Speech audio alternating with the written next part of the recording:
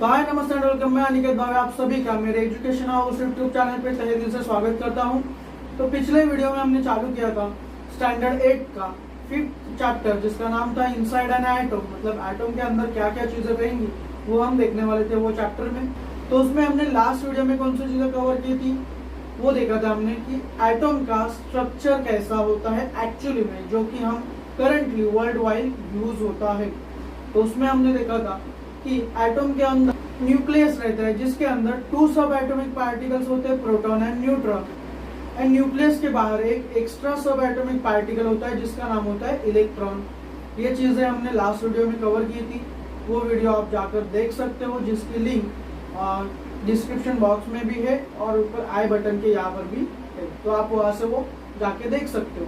तो ये वीडियो में हम चालू करने वाले जैसे कि वैलेंसी, आइसोटोप्स, वैलेंस इलेक्ट्रॉन, ये सारी जो बेसिक कंसेप्ट है वो भी हम ये वीडियो में कवर करने वाले हैं। तो चलिए हम आज के वीडियो को स्टार्ट करते हैं। तो और आपको एक मजे की बात बताता हूँ कि ये जो इलेक्ट्रॉन होंगे वो इलेक्ट्रॉन सभी इलेक्ट्रॉन एक ही ऑर्बिट में रिवॉल्व करेंगे क्या? नहीं, वो क्या होगा, एक से ज्यादा भी ऑर्बिट होंगी जिसमें इलेक्ट्रॉन रिवॉल्व करेंगे। तो वो कैसे करेंगे? तो देखिए, पहली जो ऑर्बिट होंगी उसे हम कहेंगे के ऑर्बिट या फिर के शेल। तो उसमें सिर्फ 2 ही इलेक्ट्रॉन रहेंगे, 2 से ज्यादा वहां पर इलेक्ट्रॉन नहीं रह सकते। जैसे कि आप मान के चले कि आपके पास एक चॉकलेट का छोटा सा डब्बा है जिसमें 2 ही चॉकलेट सिर्फ रह सकते हैं, या तो 2 से कम चॉकलेट रह सकते हैं, जैसे कि 1 चॉकलेट रह सकते हैं या फिर 2 चॉकलेट रह सकते हैं, उसके ऊपर चॉकलेट नहीं रह सकते। और आपके पास अभी भी 8 चॉकलेट बाकी है, तो आप क्या करोगे? उसमें कौन दोगे क्या? नहीं ना, आप क्या करोगे, एक दूसरा डब्बा लोगे जिसकी कैपेसिटी 8 चॉकलेट या फिर उससे ज्यादा होगी। तो वैसे ही और वो डब्बे में आप 8 चॉकलेट रख दोगे। तो वैसे ही यहाँ पर इलेक्ट्रॉन का होता है, क्या होता है कि पहली जो कक्षा होती है यानी कि पहली जो ऑर्बिट शेल होता है उसमें सिर्फ और सिर्फ 2 ही इलेक्ट्रॉन रह सकते हैं जिसको हम कहेंगे के शेल। उसके बाद में अगर वो एटम के पास इलेक्ट्रॉन और रहेंगे तो क्या होता है, वहां पर दूसरी कक्षा आ जाती है, मतलब दूसरी ऑर्बिट वहां पर आ जाती है जिसमें बैठते हैं 8 इलेक्ट्रॉन। सिमिलरली जिसको हम कहेंगे एल के, उसके बाद में एल, उसके बाद में आएगी एम जिसमें बैठेंगे 18 इलेक्ट्रॉन्स, उसके बाद में आएंगे एन जिसमें बैठेंगे 32 इलेक्ट्रॉन्स। एंड ऐसे वो आगे बढ़ते जाएंगे। अगर आपको निकालने हैं, मतलब एक फॉर्मूले के जैसे याद तो करने के लिए आपको पॉसिबल नहीं रहेगा, तो आप क्या कर सकते हो कि एक फॉर्मूले की मदद से आप वो कौन सी ऑर्बिट में कितने इलेक्ट्रॉन बैठ सकते हैं, मतलब रह सकते हैं, वो आप निकाल सकते हो। जैसे कि उसका फॉर्मूला है 2 × n²। तो अभी ये क्या है, 2 × n। n क्या है? n मतलब नंबर ऑफ शेल। कौन सी ऑर्बिट का आपको निकालने का है कि जिसमें कितने इलेक्ट्रॉन रहेंगे। जैसे कि अभी सपोज मुझे निकालने का रहेगा कि तीसरे ऑर्बिट में कितने इलेक्ट्रॉन रहते हैं, तो मैं क्या करूंगा, वो फॉर्मूले में डालूंगा 2 × n, मतलब मुझे कौन से ऑर्बिट चाहिए, तीसरे ऑर्बिट का चाहिए, तो मैं वहां पर n की जगह पर डालूंगा 3 और 3 का स्क्वायर। तो 3 का स्क्वायर तो हमें सबको पता है 9 आता है, × 2 तो कितना रहेगा, उसमें 18 इलेक्ट्रॉन्स रहेंगे। ये फॉर्मूले की मदद से आप निकाल सकते हो कि कौन से ऑर्बिट में कितने इलेक्ट्रॉन रह जाएंगे। तो देखिए, पहले हम समझ के लेते हैं कि वैलेंस इलेक्ट्रॉन क्या होता है, किसी भी एटम का वैलेंस इलेक्ट्रॉन क्या होता है। तो देखिए, वैलेंस इलेक्ट्रॉन की जो डेफिनेशन है वो एकदम सिंपल है, the number of electron present in the outer most orbit of an atom. मतलब किसी भी एटम के आउटर मोस्ट ऑर्बिट जो रहेगी, तो वो आउटर मोस्ट ऑर्बिट में कितने इलेक्ट्रॉन होते हैं, तो उसका जो काउंट होता है उसे हम कहते हैं वैलेंस इलेक्ट्रॉन। तो जैसे कि हमने पिछले वीडियो में एक एग्जांपल लिया था ऑक्सीजन का, तो वही एग्जांपल हम आगे भी कंटिन्यू करेंगे। तो ऑक्सीजन का मैंने बताया था आपको कि एटॉमिक जो नंबर होता है वो कितना होता है, 8 होता है। और उसी के साथ मैंने आपको बताया था कि जो ऑक्सीजन की जो ऑर्बिट होगी, तो वो ऑर्बिट में जो फर्स्ट ऑर्बिट होते हैं किसी भी एटम की, तो उसमें फर्स्ट ऑर्बिट में कितने इलेक्ट्रॉन बैठते हैं, सिर्फ 2 इलेक्ट्रॉन बैठते हैं। तो यहाँ पर भी ऑक्सीजन के फर्स्ट ऑर्बिट में कितने इलेक्ट्रॉन बैठेंगे, 2 इलेक्ट्रॉन बैठेंगे। अभी भी उसके पास कितने इलेक्ट्रॉन बाकी है, 6 इलेक्ट्रॉन बाकी है। तो 6 इलेक्ट्रॉन के लिए क्या होगा, एक नया ऑर्बिट होगा जिसमें ज्यादा से ज्यादा कितने इलेक्ट्रॉन बैठ सकते हैं, 8 इलेक्ट्रॉन बैठ सकते हैं। लेकिन अभी ऑक्सीजन के पास 8 इलेक्ट्रॉन बाकी है क्या, नहीं है, उसके पास कितना बाकी है, 6 इलेक्ट्रॉन बाकी है। तो हम क्या करेंगे, तो वो 6 इलेक्ट्रॉन कहाँ पर जाएंगे, सेकेंड ऑर्बिट में जाएंगे। अभी आप ये देख के बताइए कि ऑक्सीजन का आउटर मोस्ट ऑर्बिट यानी कि बाह्यतम कक्षा जो रहती है वो कौन सी है, के एंड एल। मतलब जो दूसरी ऑर्बिट होगी ऑक्सीजन की वो क्या होगी, ऑक्सीजन की आउटर मोस्ट ऑर्बिट हो जाएगी। और आउटर मोस्ट ऑर्बिट में अभी कितने इलेक्ट्रॉन है, वो है 6। तो ऑक्सीजन के आउटर ऑर्बिट में कितने इलेक्ट्रॉन है, 6 इलेक्ट्रॉन। तो हमने डेफिनेशन क्या देखी थी, the number of electron present in the outer most orbit of an atom. Atom के आउटर मोस्ट ऑर्बिट में रहने वाले इलेक्ट्रॉन को हम कहेंगे वैलेंस इलेक्ट्रॉन। तो वो कितने ऑक्सीजन के, 6 है। आप काउंट करके भी देख सकते हो, आपको इमेज दिखाई दे रही होगी मेरे पीछे। तो अभी हम देखते हैं हमारा नेक्स्ट पॉइंट जो कि है कि किसी भी एटम की वैलेंसी क्या है, ये अभी हम देखने वाले हैं। तो वैलेंसी की डेफिनेशन है, valency means the number of chemical bond formed by an atom. कोई भी एटम की दूसरे एटम के साथ बॉन्ड क्रिएट करने की, मतलब रिलेशनशिप क्रिएट करने की जो कैपेसिटी होती है, तो उसे हम कहेंगे valency. In short, in general, तो देखिए जैसे कि अभी यहाँ पर एक वर्ड यूज होता है बॉन्ड। वो बॉन्ड क्या होता है वो अभी हम एक जनरल लैंग्वेज में पहले देखते हैं, एक सिंपल वर्ड्स में। बॉन्ड्स में रिलेशनशिप, हालांकि अभी रिलेशनशिप का जो मीनिंग है वो अलग लिया जाता है। रिलेशनशिप मतलब क्या, लव, लेकिन रिलेशनशिप का जो मीनिंग है वो एक्चुअली में क्या है, एक दूसरे के साथ क्या संबंध है करके। जैसे आप और आपका जो बेस्ट फ्रेंड होगा, आप दोनों के बीच में कौन सा बॉन्ड है, फ्रेंडशिप नाम का बॉन्ड है। आप भाई बहन हो गए आपके, छोटे या बड़े, उसमें कौन सा बॉन्ड है कि आप एक दूसरे के ब्रदर या सिस्टर हो या फिर कजन्स हो। तो ये आपका क्या है, रिलेशनशिप है, ये आपका बॉन्ड है, या आपके एक दूसरे के साथ क्या संबंध है। तो वैसे ही एक एटम दूसरे किसी एटम के साथ किस प्रकार कितने संबंध बना सकता है, इसको हम कहेंगे वैलेंसी। आशा करता हूँ कि आपको समझ में आया होगा। तो इन शॉर्ट वैलेंसी यानी क्या, number of bonds formed by an atom. तो देखिए जनरली ये जो वैलेंसी होती है वो आप जब केमिकल रिएक्शन पढ़ोगे तो वो टाइम पे आपको वो काम पे आएंगी, क्योंकि जो भी कुछ वैलेंसी होते हैं उतने ही क्या होते हैं, दूसरे एटम के साथ बॉन्ड्स क्रिएट होते हैं। ये बात आपको वो टाइम पे ज्यादा समझ में आएगी। और एक इम्पॉर्टेंट पॉइंट नोट करके लीजिए कि किसी भी आइटम की जो वैलेंसी होती है वो जनरली क्या होती है, सेम ही रहती है, वो चेंज होती नहीं किसी भी केमिकल रिएक्शन में भी। और एक पॉइंट नोट करके लीजिए कि किसी भी आइटम की जो वैलेंसी होगी वो 0 से लेकर 4 के बीच में ही होगी। तो अभी वैलेंसी में भी 2 कंडीशंस होते हैं, 2 सिचुएशंस होते हैं। तो उसमें की पहली सिचुएशन है कि किसी भी आइटम का जो वैलेंस इलेक्ट्रॉन का जो नंबर होता है वो अगर 1 से लेकर 4 के बीच में हुआ तो क्या होता है कि जितना उनका वैलेंस इलेक्ट्रॉन का नंबर होता है उतना ही उनकी क्या होती है, वैलेंसी होती है। जैसे कि आप एग्जांपल देख सकते हो, कार्बन होगा तो कार्बन की वैलेंसी कितनी होगी, 4 होगी, क्योंकि कार्बन का जो इलेक्ट्रॉनिक कॉन्फ़िगरेशन है 2 और 4 इलेक्ट्रॉन का। तो कार्बन का जो आउटर मोस्ट ऑर्बिट होता है वो कौन सा होता है, सेकेंड ऑर्बिट। और सेकेंड ऑर्बिट में कितने इलेक्ट्रॉन है, 4 इलेक्ट्रॉन है। तो थोड़ी देर पहले हमने क्या देखा कि किसी भी एटम की मतलब कार्बन की वैलेंसी 4 कब होगी, अगर उसके आउटर मोस्ट ऑर्बिट में 4 इलेक्ट्रॉन प्रेजेंट होंगे तो कार्बन की वैलेंसी क्या बन जाएगी, 4 बन जाएगी। ये हो गई एक सिचुएशन। अभी हम देखते हैं सेकेंड सिचुएशन क्या होगी।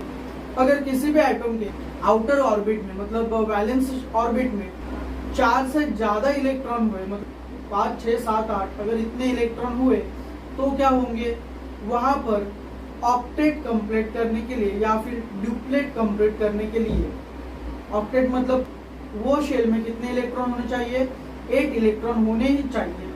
ये हिसाब से कितने इलेक्ट्रॉन कम होंगे वो उसकी वैलेंसी हो जाती है। या फिर ड्यूप्लेट मतलब क्या, ड्यूप्लेट मतलब आपकी जो भी आउटर मोस्ट ऑर्बिट होगी वो आउटर मोस्ट ऑर्बिट में सिर्फ और सिर्फ 2 ही इलेक्ट्रॉन रहने चाहिए।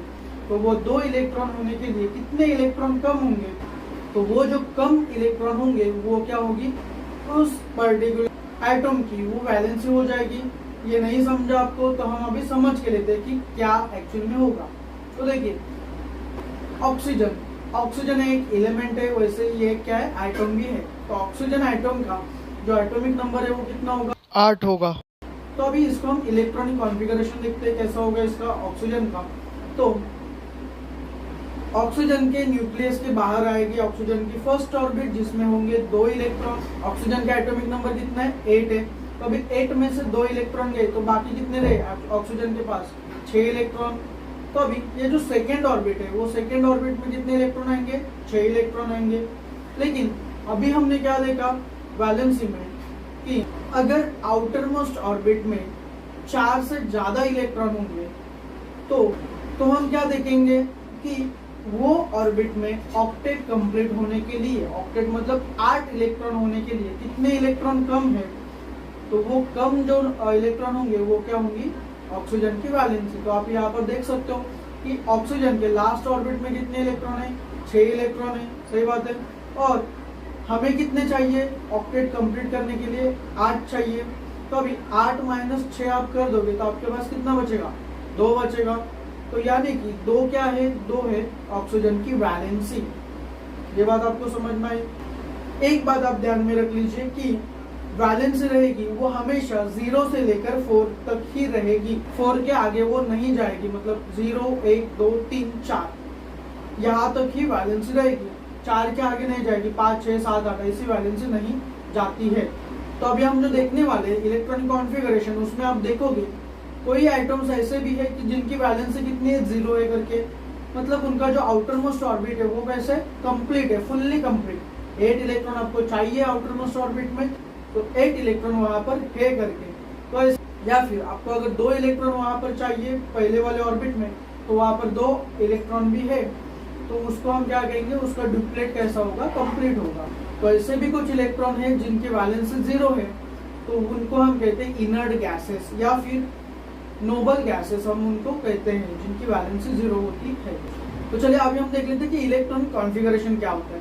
इलेक्ट्रॉनिक कॉन्फ़िगरेशन मतलब किसी भी एटम के जो ऑर्बिट्स होते हैं तो वो ऑर्बिट्स में कितने इलेक्ट्रॉन आ जाएंगे ये इलेक्ट्रॉनिक कॉन्फ़िगरेशन से डिसाइड कर लेते हैं। तो उसके लिए आपको क्या पता होना चाहिए इलेक्ट्रॉनिक कॉन्फ़िगरेशन डिसाइड करने के लिए, वो पर्टिकुलर आइटम का आपको एटॉमिक नंबर पार्ट होना चाहिए, मतलब बाय हार्ट होना चाहिए। तो उसकी वजह से ही आप ये इलेक्ट्रॉनिक कॉन्फ़िगरेशन कर सकते हो। अगर वो आपको याद में नहीं रहेगा तो फिर आप ये इलेक्ट्रॉनिक कॉन्फ़िगरेशन नहीं कर सकते हो। ये बात आप ध्यान में रख लीजिए। और आपको अभी करंटली पहले जो 20 एलिमेंट होंगे वो आपको बाय हार्ट होने चाहिए। तो अभी आपका पहला आइटम आपका होगा वो होगा हाइड्रोजन आइटम। हाइड्रोजन आइटम में सिर्फ एक ही उसका प्रोटॉन होता है। हाइड्रोजन आइटम में कोई भी न्यूट्रॉन नहीं रहता। ये बात मैंने आपको बताई थी पिछले वीडियो में और अभी भी बता रहा हूँ, तो ये बात आप ध्यान में फिक्स कर लीजिए। तो अभी हाइड्रोजन का हम पहले न्यूक्लियस निकाल के लेते हैं जिसमें रहेगा H। तो हाइड्रोजन का इलेक्ट्रॉनिक कॉन्फ़िगरेशन क्या होगा, हाइड्रोजन के पास कितना इलेक्ट्रॉन है, सिर्फ एक ही इलेक्ट्रॉन है जो कि एक ऑर्बिट में बैठ सकता है, पहले वाले ऑर्बिट में बैठ सकता है। तो ये होगा हाइड्रोजन का इलेक्ट्रॉनिक कॉन्फ़िगरेशन। अभी हम चलते हैं नेक्स्ट जो कि होगा हीलियम। हीलियम का एटॉमिक नंबर है 2। तब हमें क्या पता है कि पहले वाले ऑर्बिट में कितने इलेक्ट्रॉन बैठ सकते हैं 2 इलेक्ट्रॉन बैठ सकते हैं। तो हीलियम के फर्स्ट ऑर्बिट में कितने इलेक्ट्रॉन जाएंगे 2 इलेक्ट्रॉन जाएंगे। यहाँ तक आपको समझ में आया। अभी हीलियम के पास कुछ है क्या दूसरी ऑर्बिट लाने के लिए, नहीं है। तो यहाँ पर हीलियम के भी जो इलेक्ट्रॉन थे वो क्या हो गए पहले वाले ऑर्बिट में फुल हो गए, मतलब 2। और हमारे पहले ऑर्बिट का कैपेसिटी कितनी होती है वो होती है 2 इलेक्ट्रॉन की। तो यहाँ पर हीलियम की वैलेंसी क्या बन जाएगी 2 - 2 मतलब 0 हो जाएगी। तो हीलियम क्या है नोबल गैस है, नोबल गैस है मतलब इनर्ट गैस है हीलियम। नेक्स्ट हम लेते हैं एग्जांपल नाइट्रोजन का। तो अभी नाइट्रोजन को हम डिनोट करते हैं कैपिटल N से एंड उसका जो एटॉमिक नंबर रहता है वो होता है 7। तो 7 मतलब क्या कि उसके पास 7 इलेक्ट्रॉन है, 7 प्रोटॉन भी है और 7 इलेक्ट्रॉन भी है। हमें क्या पता है कि पहले ऑर्बिट में कितने इलेक्ट्रॉन बैठेंगे 2 इलेक्ट्रॉन। तो पहले तो हम नाइट्रोजन का न्यूक्लियस ड्रॉ करके लेते हैं और उसके अंदर N रखते हैं। नाइट्रोजन की फर्स्ट ऑर्बिट जिसमें होंगे 2 इलेक्ट्रॉन, क्योंकि हम सबको पता है कि पहले ऑर्बिट में कितने इलेक्ट्रॉन बैठते हैं सिर्फ और सिर्फ 2 ही इलेक्ट्रॉन बैठते हैं। अभी नाइट्रोजन के पास कितने इलेक्ट्रॉन थे 7 इलेक्ट्रॉन थे, 7 में से 2 गए तो आपके पास बाकी कितने रहे 5 इलेक्ट्रॉन अभी भी बाकी है आपके पास। तो आप 5 इलेक्ट्रॉन को क्या अपने जेब में रख के घूमोगे क्या, नहीं रखोगे। तो उसके लिए क्या होगा एक नया ऑर्बिट आ जाएगा जो कि होगा आपका सेकेंड ऑर्बिट, और सेकेंड ऑर्बिट की जो कैपेसिटी होगी वो कितनी होगी, 8 इलेक्ट्रॉन की होगी। लेकिन अभी आपके पास कितने इलेक्ट्रॉन बाकी है, सिर्फ 5 इलेक्ट्रॉन बाकी है जो कि उसमें बैठ सकते हैं। तो हम क्या करेंगे, वो 5 इलेक्ट्रॉन को सेकेंड वाले ऑर्बिट में प्लेस कर देंगे। तो यहाँ पर क्या होता है, आपका जो इलेक्ट्रॉनिक कॉन्फ़िगरेशन होता है वो क्या हुआ, 2,5। नाइट्रोजन का इलेक्ट्रॉनिक कॉन्फ़िगरेशन क्या हुआ, 2,5। मतलब हमने जो पहले 2 एग्जाम्पल देखे थे, मतलब हाइड्रोजन एंड हीलियम का, उसमें कितनी ऑर्बिट थी, सिर्फ एक ही ऑर्बिट थी। ये जो हमने नाइट्रोजन का एग्जाम्पल देखा तो उसमें कितने ऑर्बिट हो गई, 2 हो गई। मतलब पहले वाले की कैपेसिटी फुल हो गई तो वहां पर कौन आ जाएगा, दूसरी ऑर्बिट। दूसरी वाले की कैपेसिटी फुल हो गई तो उसके बाद में कौन आएगा, तीसरी ऑर्बिट। तीसरी ऑर्बिट की भी कैपेसिटी फुल हो गई तो कौन आएगा, चौथी ऑर्बिट। ऐसे ऑर्बिट आगे आगे बढ़ते जाएंगे जब तक वो एटम के इलेक्ट्रॉन्स खत्म नहीं होते। तो इसके लिए हम और एक एग्जांपल देखेंगे, वो है कि सोडियम। सोडियम को हम डिनोट करते हैं capital N and small a से, मतलब Na। उसका एटॉमिक नंबर होता है 11, मतलब उसका इलेक्ट्रॉनिक कॉन्फ़िगरेशन होता है, क्योंकि हमारा जो फर्स्ट ऑर्बिट होगी उसकी कैपेसिटी कितनी होती है, 2 इलेक्ट्रॉन। तो अभी भी सोडियम के पास कितने इलेक्ट्रॉन बाकी है, 9 इलेक्ट्रॉन बाकी है, मतलब 9 इलेक्ट्रॉन अभी भी बाकी है। तो 9 इलेक्ट्रॉन के लिए आ जाएगी एक सेकेंड ऑर्बिट जिसकी कैपेसिटी होगी 8 इलेक्ट्रॉन। तो अभी भी सोडियम के कितने इलेक्ट्रॉन गए, 8 + 2, मतलब 10 इलेक्ट्रॉन सोडियम के ऑर्बिट में प्लेस हो गए। लेकिन सोडियम के पास और एक इलेक्ट्रॉन बाकी है, तो वो एक वीआईपी इलेक्ट्रॉन के लिए क्या होगा, एक स्पेशल ऑर्बिट आ जाएगी जिसमें मतलब जिसकी कैपेसिटी भी कितनी होगी, 8 इलेक्ट्रॉन की। बट सोडियम के पास अभी उतना है क्या, नहीं है। उसके पास कितने, एक ही इलेक्ट्रॉन बाकी है। तो वो एक इलेक्ट्रॉन आराम से वो थर्ड वाले ऑर्बिट में प्लेस हो सकता है। जैसे कि आप मेरे पीछे इमेज में देख रहे होंगे, फर्स्ट ऑर्बिट में 2 electrons, second orbit 8 electrons and third orbit में 1 इलेक्ट्रॉन्स। तो आप लिखने जाओगे तो आप कैसे लिखोगे कि सोडियम की जो इलेक्ट्रॉनिक कॉन्फ़िगरेशन होती है वो होती है 2, 8, 1। मतलब ये कॉमा क्या करता है, कॉमा जो ऑर्बिट्स होते हैं उनको सेपरेट कर देता है। तो ऐसे ही जो पूरे जो 20 एलिमेंट्स है, वो 20 एलिमेंट्स का मैंने आपको एटॉमिक नंबर एंड उसका जो एटॉमिक मास नंबर, वैलेंसी, उसके बाद में वैलेंस इलेक्ट्रॉन उसके कितने होंगे एंड उसका इलेक्ट्रॉनिक कॉन्फ़िगरेशन क्या होगा, इसका चार्ट मैंने बना के आपको नीचे डिस्क्रिप्शन बॉक्स में दिया है। तो आप वहां से वो डाउनलोड कर सकते हो और पढ़ सकते हो। आगे वो क्या होगा, आपके आगे के यूज के लिए आपको वो हेल्पफुल रहेगा। तो अभी हमारा लास्ट पॉइंट है ये चैप्टर का, वो है आइसोटोप्स करके। आइसोटोप्स क्या होते हैं, आइसोटोप्स यानी एक सिंपल लैंग्वेज में जुड़वा भाई। आइसोटोप मतलब क्या, जुड़वा भाई। वो कैसे, वो भी हम देख लेते हैं कि आइसोटोप्स की जो डेफिनेशन होते हैं वो देख लीजिए पहले क्या होते हैं, और बाद में हम देखेंगे कि आइसोटोप्स एक्चुअली में मैंने उनको जुड़वा भाई क्यों कहा था। तो नेचर में कुछ एलिमेंट्स ऐसे भी है जिनका एटॉमिक नंबर सेम है बट एटॉमिक मास नंबर क्या है, डिफरेंट है। जैसे कि हमारे जो जुड़वा भाई होते हैं तो क्या होता है, बाकी का तो सेम होता है, मतलब फादर्स का नेम, सर नेम, माँ का नेम, ये सब क्या होता है, सिमिलर होता है। बट चेंज क्या होता है, अपना खुद का नेम चेंज होता है। सही बात है। तो वैसे ही यहाँ पर भी है, सिंबल वही है, एटॉमिक नंबर वही है, प्रॉपर्टीज भी सभी एलिमेंट्स की क्या है, सिमिलर ही है। बट चेंज क्या है, सिर्फ एटॉमिक मास नंबर चेंज है। मतलब क्या है कि पूरा खानदान सेम है लेकिन क्या है, नाम डिफरेंट है। तो इसके लिए मैंने उसे कहा था जुड़वा भाई करके। एग्जाम्पल देख लेते हैं हम। कार्बन, कार्बन को हम डिनोट करते हैं कैपिटल C से एंड उसका जो एटॉमिक नंबर होता है कार्बन का वो होता है 6 एंड एटॉमिक मास नंबर होता है 12। ये हो गया 1 पॉइंट। अभी इसका जुड़वा भाई देखो कितने हैं कार्बन के। कार्बन का जुड़वा भाई दूसरा आता है, वो होता है carbon, symbol same C, symbol same capital C, atomic number भी सेम 6, लेकिन चेंज किसमें है, 7। एटॉमिक मास नंबर में वो होता है 13। ये है दूसरा। अभी उसका और एक जुड़वा भाई आ जाएगा कार्बन का, वो देखिए उसका भी सिंबल सेम, मतलब कैपिटल C, एटॉमिक नंबर भी सेम, वो रहेगा 6 एंड एटॉमिक मास नंबर अभी यहाँ पर रहेगा 14। मतलब आप देख सकते हो कि कार्बन एक ओरिजिनल कार्बन एक ही था, C atomic number 6 and atomic mass number 12। अभी उसके 2 जुड़वा भाई निकल आए। चलो अभी ये हो गया कार्बन का। अभी हम देख लेते हैं हाइड्रोजन का। हाइड्रोजन का जुड़वा भाई कैसा रहेगा।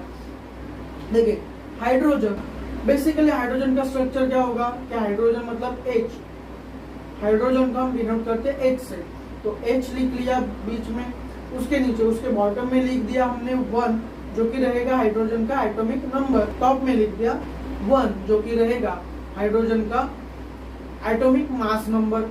ये बात आपको समझ में आई। तो अभी इसका जुड़वा भाई देखिए कैसा रहेगा, मतलब आइसोटोप्स कैसे रहेंगे। देखिए H हाइड्रोजन जो कि H हम डिनोट करते हैं, उसके बाद में हाइड्रोजन का जो एटॉमिक नंबर होगा वो क्या होगा 1, एंड एटॉमिक मास नंबर अभी यहाँ पर चेंज होकर वो कितना हो जाएगा 2 हो जाएगा। सिमिलर और एक जुड़वा भाई, हाइड्रोजन का एटॉमिक नंबर होगा 1 एंड एटॉमिक मास नंबर होगा 3, तो यहाँ पर क्या हुआ हाइड्रोजन के 2 जुड़वा भाई निकले। वो कौन से थे, H1 1, ये हाइड्रोजन खुद है, H1 एटॉमिक मास नंबर 2, ये हाइड्रोजन का जुड़वा भाई 1 हुआ, और H1 and atomic mass number 3, ये हाइड्रोजन का दूसरा जुड़वा भाई हुआ। तो ऐसे बहुत सारे एलिमेंट नेचर में है जो ये प्रॉपर्टी शो करते हैं। कौन सी, क्या एटॉमिक नंबर सेम, सिंबल भी सेम, लेकिन क्या चेंज, एटॉमिक मास नंबर उनका चेंज हो जाएगा। तो आशा करता हूँ कि आपको ये पूरा जो टॉपिक है वो समझ में आया होगा। अगर आपको वो टॉपिक में कोई भी आपको डाउट रहेगा तो आप कमेंट में भेज सकते हो, या फिर आपको अभी जो स्क्रीन पर व्हाट्सअप नंबर, इंस्टा आईडी या फिर फेसबुक आईडी डिस्प्ले हो रहा है वहाँ पर आप वो डाल सकते हो, तो उसका मैं आपको जल्द से जल्द रिप्लाई दूंगा।